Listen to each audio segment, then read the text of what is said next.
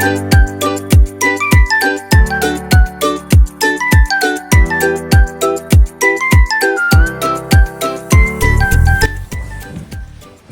ponerte un poquitito para allá? Ah, no, yo no quiero para poner. allá. Hace calor salir adentro. Hola amigos, bienvenidos y bienvenidas a este nuevo video de Conversas, un lugar donde conversaremos con migrantes y cada uno de ellos contará su historia en el país donde hayan emigrado. En esta oportunidad estamos con Sabina Victoria, ella es uruguaya como yo y vive también aquí en la ciudad de Tübingen y bueno, nos va a estar contando de sus vivencias y sus experiencias en este país fantástico como es Alemania. Sabi, ¿cómo estás? Especialmente en invierno. Especialmente en invierno, sí, precioso. Se pone lindo, lindo. Estoy bien, estoy muy bien. Estoy rodeada de amigos en este momento. Muy contenta. Bueno, muy bien, me alegro entonces. Cuéntame un poco en qué parte de Uruguay naciste, en qué ciudad. Nací en una ciudad muy popular que se llama 33. Está al este de Uruguay y es una ciudad pequeña de 33.000 habitantes. ¿En serio? Mentira. Creo que llega a los 40.000 según el último censo. Ok, ¿y ahí viviste durante tu época del secundario, primario y secundario, lo hiciste ahí? Sí, señor, ahí estuve hice mi escuela, en la escuela número 1, Severo Ramírez. Mandamos un saludo a Severo Ramírez, que está mirando seguramente. Después de mi primaria hice la secundaria, en el liceo público también, en el liceo número 1 Ok, de 33. todo número 1 ahí. Todos somos número 1, aparte había una competencia muy grande entre la escuela 1 y la escuela 2. La escuela 1 era la del pueblo, por eso mis padres me mandaban ahí, y la escuela 2 era de los chetitos, decíamos en ese momento. ¿Sí? Era como tenían esa división ahí. Bueno, obviamente después los chetitos y los del pueblo nos juntamos. En el liceo en su momento había solo 2 liceos, el liceo número 1 y el liceo número 2. Ahora creo que hay como 4 liceos. Ok. En 33. ¿También los mismos que iban al liceo, a la escuela número 2, iban al liceo número 2, era así? ¿O no necesariamente? Tipo... No necesariamente, lo que sí había era un colegio privado de monjas, bueno, que tenía posibilidades y quería, iba al colegio. Me acuerdo que en la época mis padres me dieron la oportunidad de si quería ir y obviamente dije que no. Siguiendo los pasos de mi hermanito siempre, que tengo un hermano mayor de 5 años más y él hizo también su liceo en el liceo público y yo decidí ir al liceo público. ¿Y qué onda ahí la época liceal? ¿Había como actividades para hacer en la ciudad? ¿Tipo qué iban? En mi pueblo, por ejemplo, era el fin de semana ir al baile. El baile era ir al lugar donde levantábamos, y los que levantábamos, y no me puedo incluir porque yo no levantaba nada, agarraba menos que mano de elefante, pero acompañaba a la demás gente a chuponearse y hacer cosas, y yo, mira. Eras el 2, digamos. Claro, yo estaba ahí como de apoyo, a veces había una amiga que no estaba como ahí como en duda, y yo decía, venga amiga, venga, no sé qué, entonces yo me llevaba a la amiga y mi amigo quedaba con la otra. Pero eso hacían también, o sea, como y que... vos planchabas, en su momento se decía hacer la plancha. ¿Qué es hacer la plancha? Eso, cuando estabas en un baile y nadie te levantaba, tenías que hacer la plancha. Sí, yo esperaba más o menos a las 5:30 de la mañana cuando veía a alguien llorando. Y dice, este es mi target. Y ahí iba. En 33, bueno, yo pensaba que era un pueblo muy movido en su momento. Había bailes, sí. Había matiné para cuando estábamos en primero, segundo liceo. Obviamente en tercero, cuarto, que teníamos alrededor de 15, teníamos 2, 3 cumpleaños de 15 por fin de semana. Y después había algo muy típico que supongo que será en todo Uruguay, que era ir al centro los domingos. Y el chiste era, hubiese la temperatura que hubiese, era sentarse en el cordón de la vereda y ver pasar los autos y la gente en moto. Que llegaba a un punto que eran los mismos, porque ya... Eran los mismos. Y aparte el 33 tiene, no sé, 10 cuadras de centro, entonces iban y volvían, iban y volvían. No sé cuántos litros de nafta gastarían. Al pedo por estar ahí, por mirarse las mismas caras del centro, porque no había nadie nuevo en el pueblo. Y no hacíamos nada, era como ir a conversar, básicamente. Y tomar mate. A franelear con algunos y pintar en algún momento. Y ahí hacían las previas de los bailes también, se juntaban ahí en la calle, tomaban algo y después iban al baile o no se estiraba así tanto. No, íbamos directo al baile. Directo al baile, ok. Había 2 buenos bailes muy buenos. Uno era La Terraza, muy de más, 2 pisos, para la época era algo Impresionante, un despliegue total. tremendo. Y había otro que se llamaba, que supongo que está todavía, que se llama El Rancho, Ok. muy de más. ¿Y era un rancho o era simbólico? No, era Ok. un lugar muy lindo. Ok. No sé, ahora no sé si iría, pero sería con otra perspectiva, pero en su momento era sagrado ir ahí. Y a veces íbamos a los 2 bailes, tipo te ibas de uno y veías dónde estaban los piques y te movías de un lugar a otro. Después en verano había uno que se llamaba El Fortín, que ese era lo máximo, que era el aire libre. Y me acuerdo que el baile del Fortín estaba dividido literalmente por un tejido de alambre, en cual los menores estábamos de un lado y los mayores de edad del otro lado del alambre. Y si tenías mucha suerte y te conversabas al portero, podías pasar a veces tipo a las 5 o 6 de la mañana, pasabas al lugar de los mayores. Y ahí podías tomar el Y guito. ahí podías tomar. Che, y vos, digamos, cuando estabas haciendo el liceo, ya en algún momento descubriste, digamos, lo que ibas a hacer cuando terminaras, así como tu vocación, digamos, en ese momento, ¿o fue después que terminaste? Creo que la sigo buscando, mi vocación todavía. Okay. En su momento hice quinto de liceo biológico y sabía que me gustaba más la rama de la biología, más que artes y la parte científica, pero no tenía mucha idea. Rumbeaba un poco, pero no tenía mucha idea. Ok. ¿Y después que terminaste el secundario? Después terminé el secundario, me acuerdo que le pedí a mi hermano, que ya estaba en Montevideo, que me informara un poco de lo que había, las posibilidades que había de hacer facultad. Creo que nunca me obligaron a hacer facultad mis padres, pero era un mandato que estaba ahí intrínseco. Claro, sí.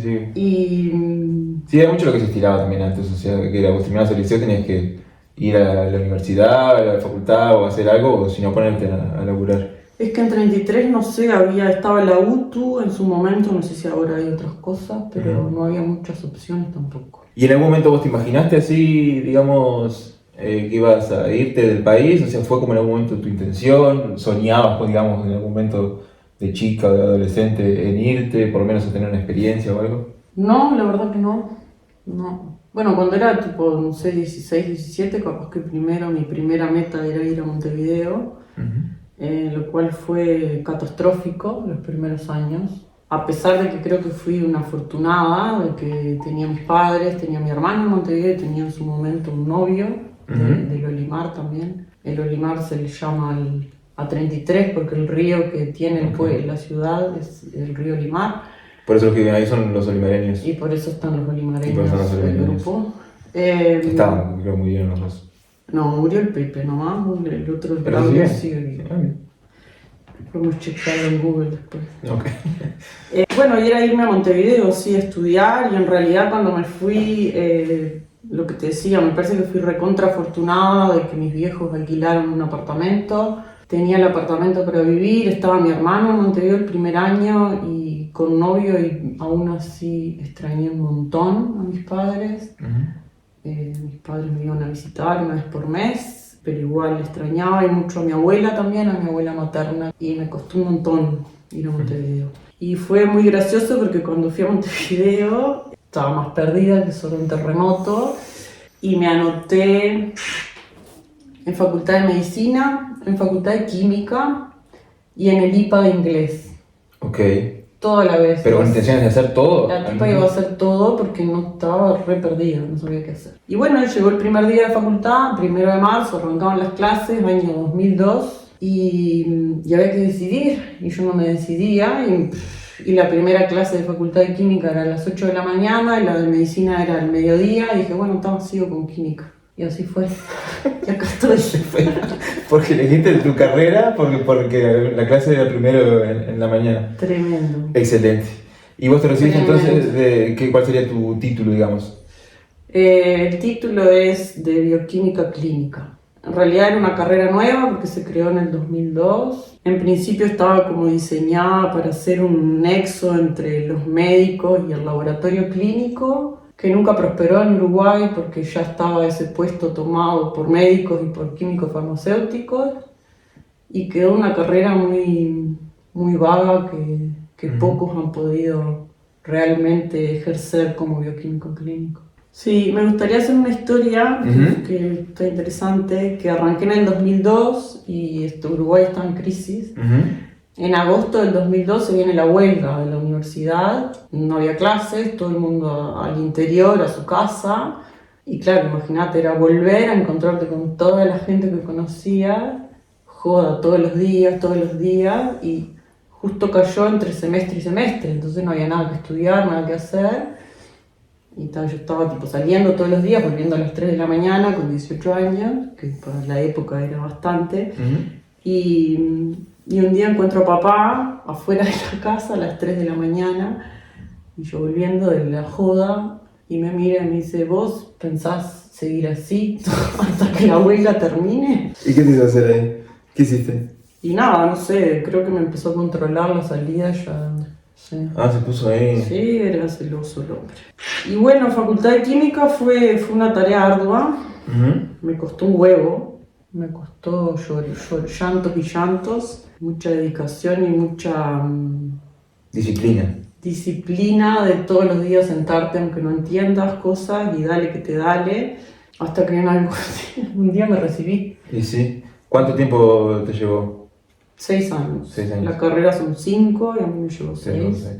Di 1000 veces exámenes de física y matemática porque los perdía como las mejores. Y bueno, y en el 2008 me recibí, estuvo muy bueno, que en Uruguay tienen esa obviamente que vos ya sabés, pero bueno, capaz hay alguien que está mirando y no sabe.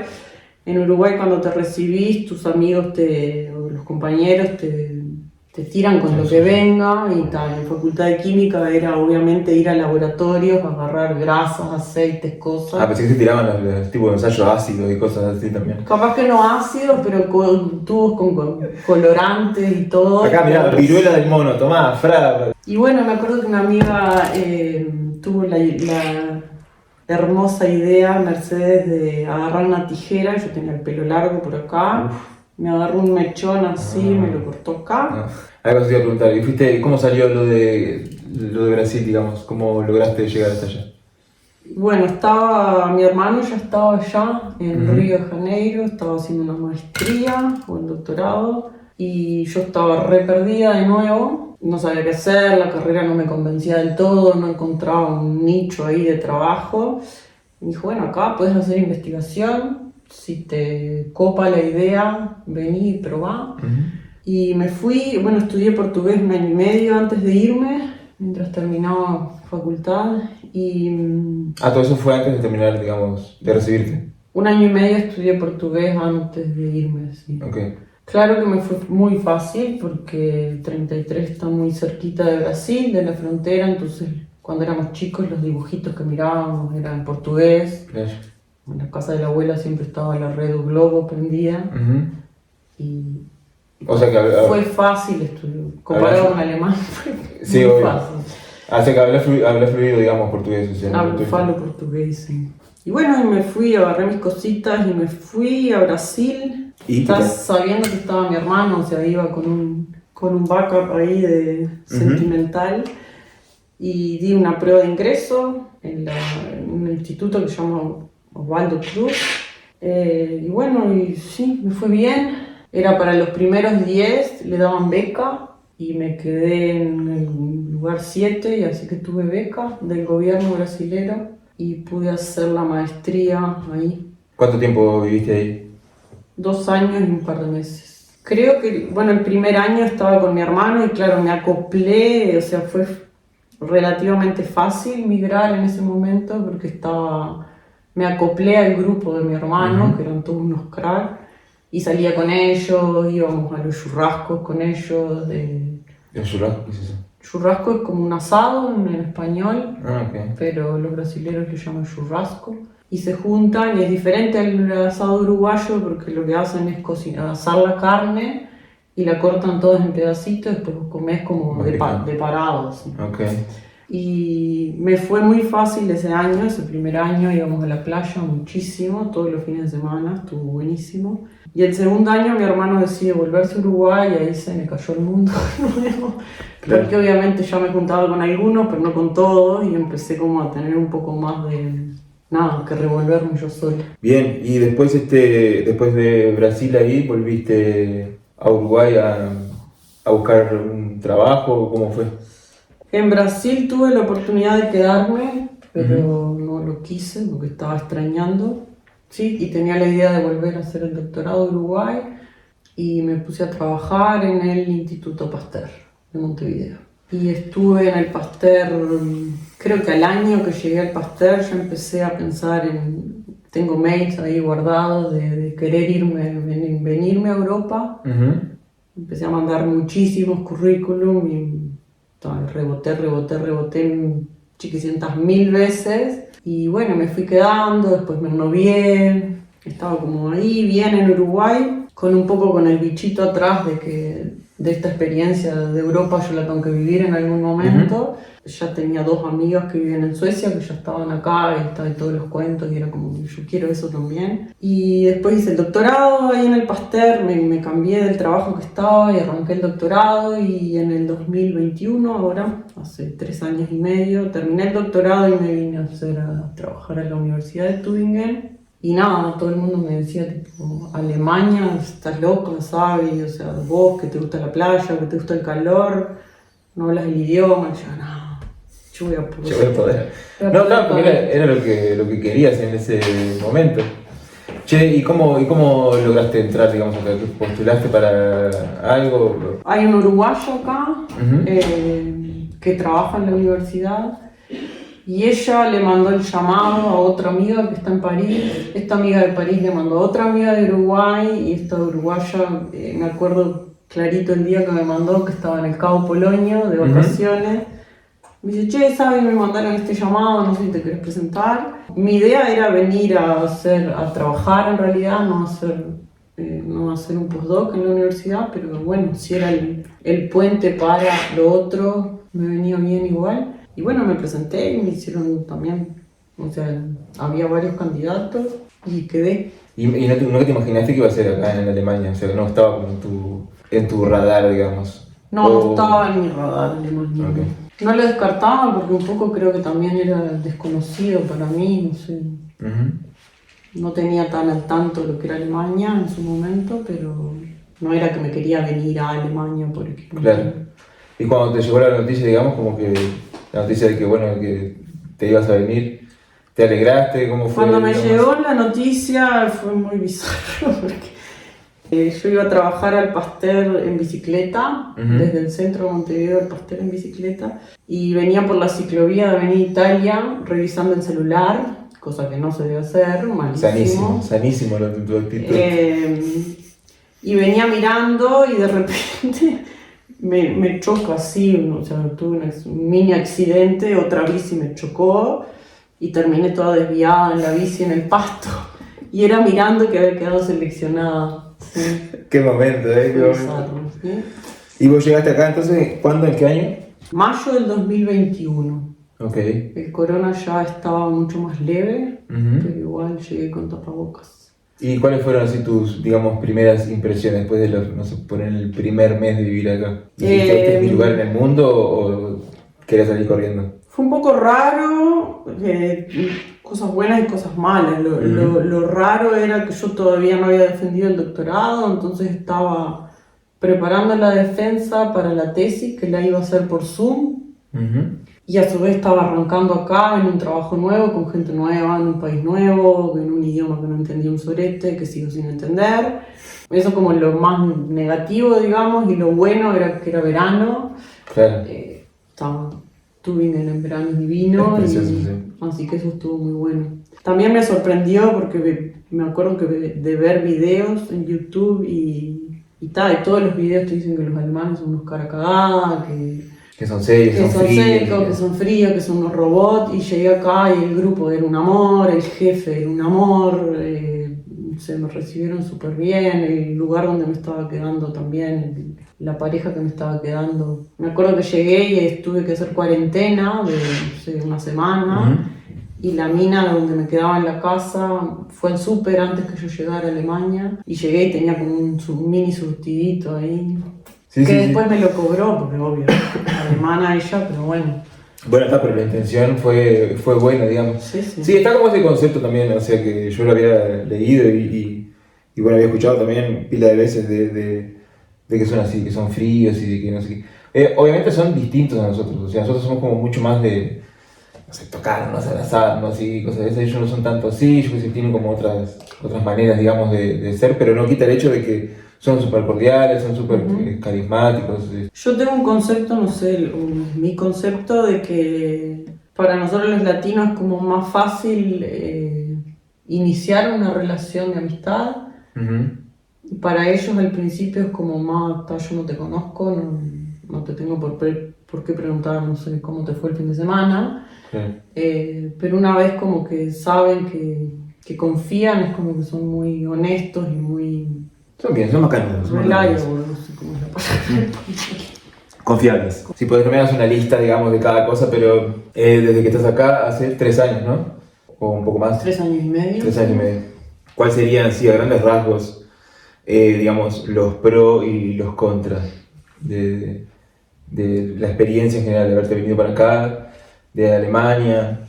En líneas generales creo que es todo positivo. O sea, si lo miro con un zoom out, es todo positivo. Lo recomendaría 1001 vez de tener esta experiencia, de salir del país, de ver otras realidades, de interactuar con culturas diferentes, de tener la capacidad, la posibilidad de viajar, de algo muy importante que en Uruguay no pasa, que es de estar tranquila, de volver a tu casa de noche y no tener miedo. Sí, eso es la verdad. Creo que es todo un recontra positivo, te hace crecer, no solo en el laburo, digamos, también a nivel personal. O sea, es un golpe tras otro, pero es como todo positivo. O sea, todo te enseña un poquito, de cada cosita que te pasa, te enseña.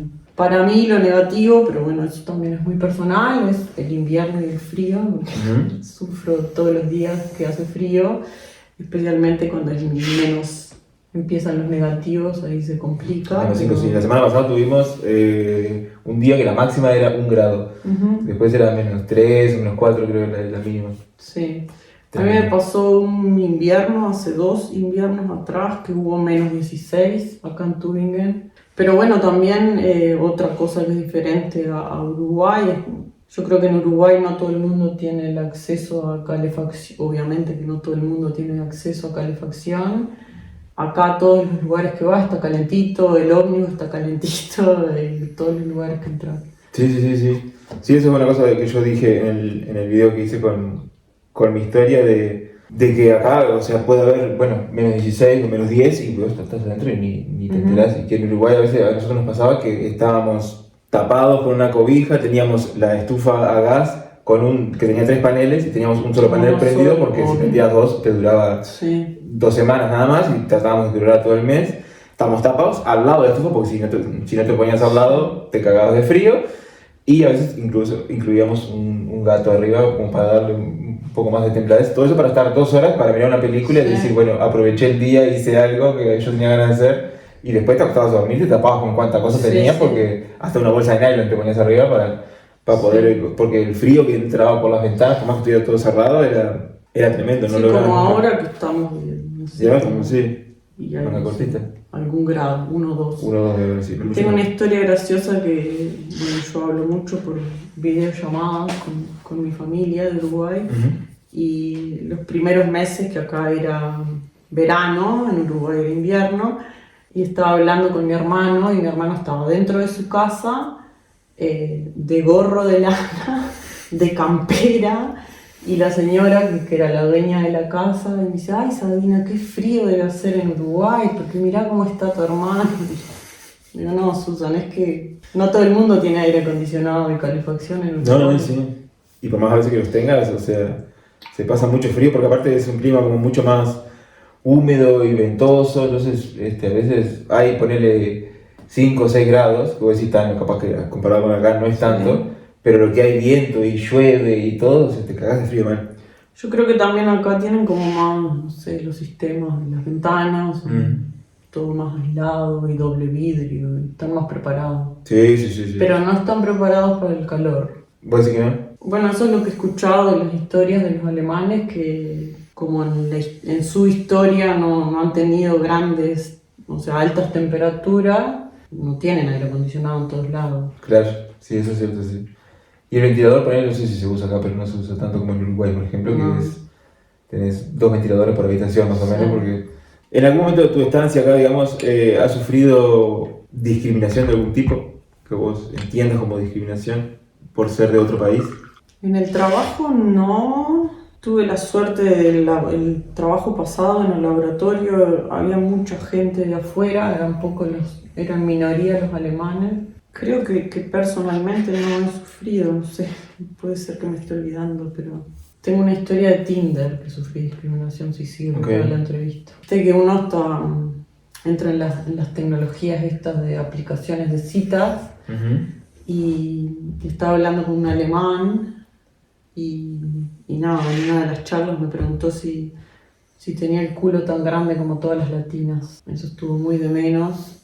Acto seguido fue bloqueado y eliminado. Excelente. Pero no recuerdo de sufrir discriminación así, ¿no? No, ok. Contame un poco más del mundillo de las citas, así, de las aplicaciones de citas acá. ¿Cómo? Ay, Andrés. Nunca me pasó. Yo no uso.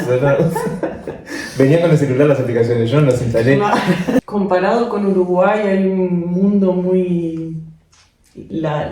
una diversidad de personas, de nacionalidades mucho más grande, obviamente, que en Uruguay.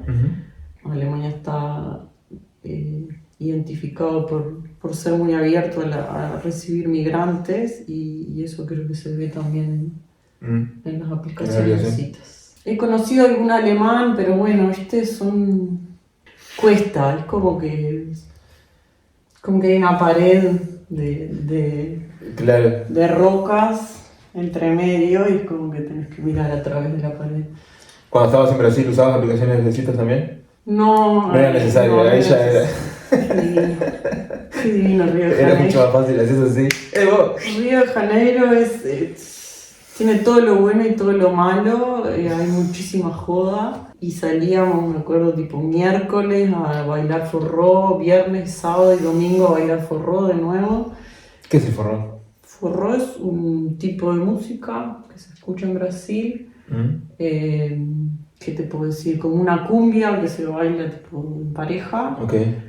Ah, y ahí era momento para...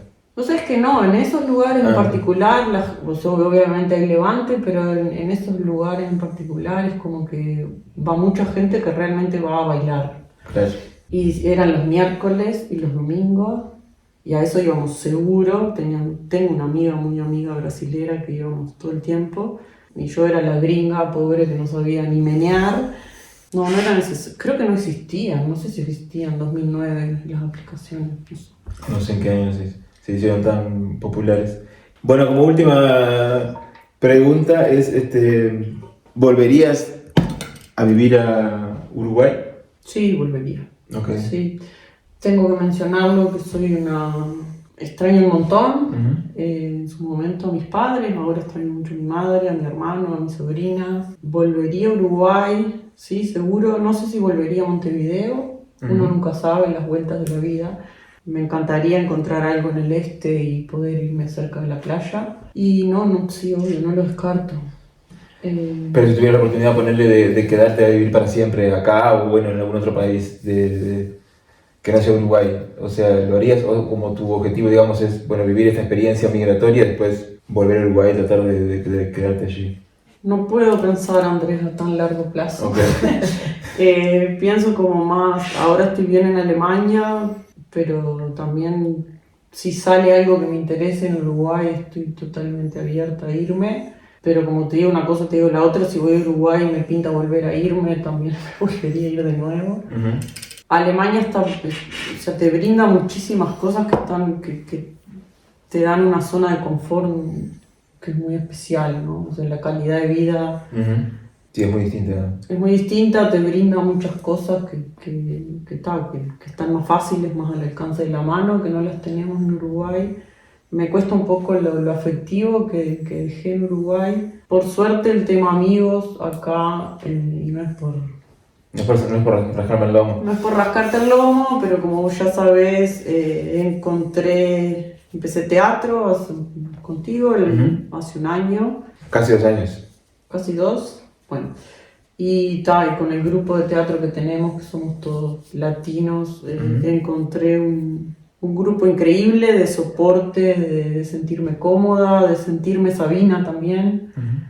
Porque me pasa mucho que en las reuniones en inglés, obviamente que mantenés tu esencia y tus principios son los mismos, pero cómo te desenvolves en las reuniones, yo siento que no soy la misma y siento que soy como mucho más tranquila y callada, porque capaz no, por más que hablas fluido inglés, no sé, te cuesta, no es tu lengua materna y tal. No hay como expresarse en la lengua, en el lenguaje de uno. Pero la verdad que con ustedes siento que encontré como un espacio que lo necesitaba y hoy en día es muy importante. Excelente. Así que gracias. Bueno, muchas gracias a vos, Sabina, por venir y por contarnos tus vivencias y tus experiencias.